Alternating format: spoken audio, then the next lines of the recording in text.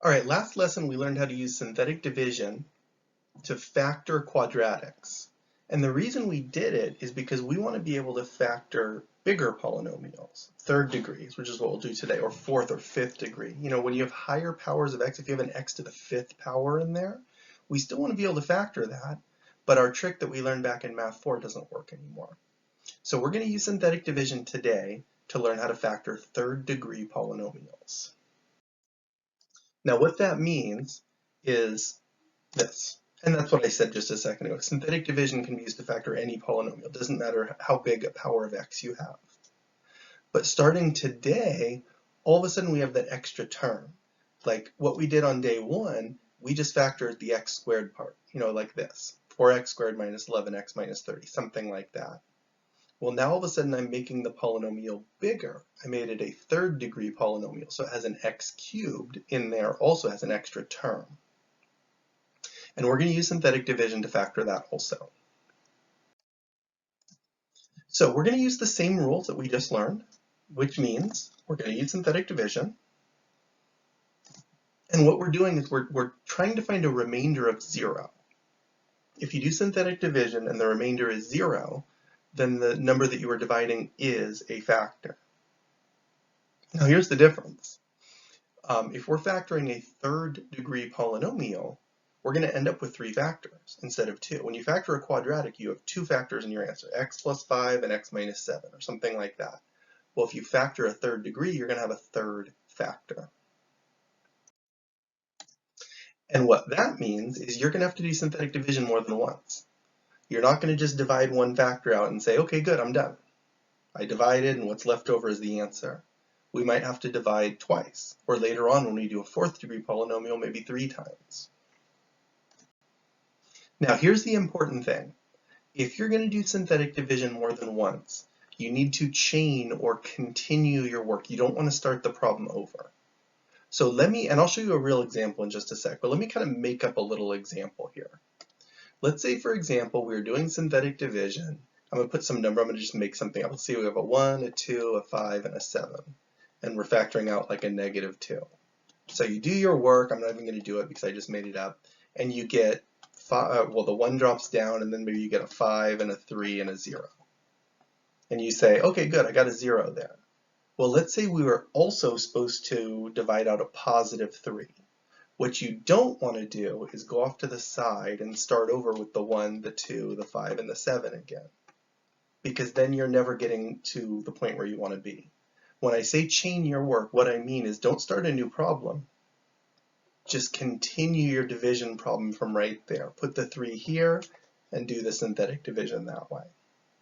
Now that one I kind of just threw in some numbers just to give you the idea, but let's do a real example and you'll see exactly what I mean.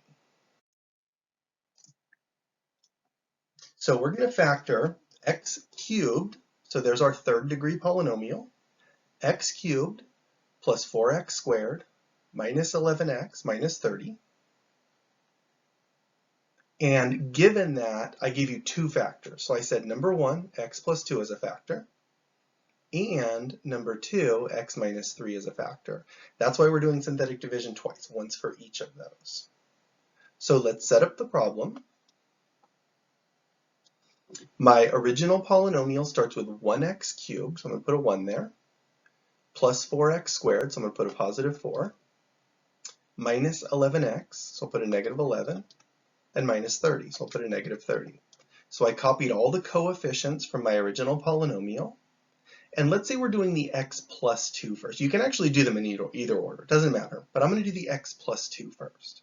So if I wanted to divide out my factor of x plus 2, I would change the sign and put a -2 out front. So let's do the synthetic division work. The first number drops down, 1. Let me find a better color, that purple doesn't show up very well. The first number drops down, 1, and then you multiply to get back up. -2 times 1 is -2, and then you add. 4 plus -2 is 2, and then you multiply again. -2 times 2 is -4, and then you add again. -11 plus -4 is -15, Multiply again. Remember, it's very repetitive. Multiply, add, multiply, add, multiply, add until you get to the end. Negative 2 times negative 15 is positive 30. And we do get our 0 at the end. Negative 30 and positive 30 gives us 0. So the 0 tells me that yes, this was a factor. So the x plus 2 is a factor. I'm going to write that one down. We kind of check that one off. Now, we also need to do the x minus 3. Now, here's what I was saying on that last slide was so important. Don't start over. Don't start a new problem with the 1 and the 4 and the negative 11 and the negative 30. Just take your problem, chain it. Just draw a new synthetic division under the 1, the 2, and the negative 15. We don't need the 0. 0 is nothing, it disappears. But just start over from there. So now my second factor was x minus 3. I'm going to change the sign and put a positive 3 here. And then we'll do the work. The 1 drops straight down, you get a 1, and then you multiply to get back up. 3 times 1 is 3. We add, 2 plus 3 is 5. Multiply to get back up. 3 times 5 is 15. Add and you get 0. Negative 15 and positive 15 give you a 0. So I got a 0 again, which kind of checks off the x minus 3. So basically what I've done is I've verified the two factors that were given in the problem, the x plus 5 times the x minus 3. But more importantly, I found the third factor with what's left over. So when I did synthetic division, my question started with x cubed. When I divided out one number right here, it was down to x squared. And when I divided a second time, it went all the way down to x. So every time you do synthetic division, it lowers the power by 1. I divided out the negative 2, it dropped me from x cubed to x squared. And then I divided out the positive 3, and it dropped me down all the way to x. So this stands for 1x. This is the number. The 0 would be the remainder, but it's at 0, so it's gone.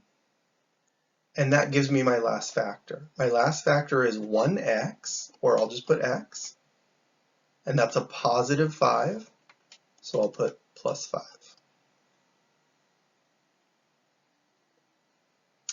And I just realized I wrote x plus 5 on that green one. That's a mistake. That was supposed to be x plus 2. We shouldn't have the same factor twice for this one. So that, I don't know why I did that, but I wrote x plus 5 there, and it was supposed to be x plus 2.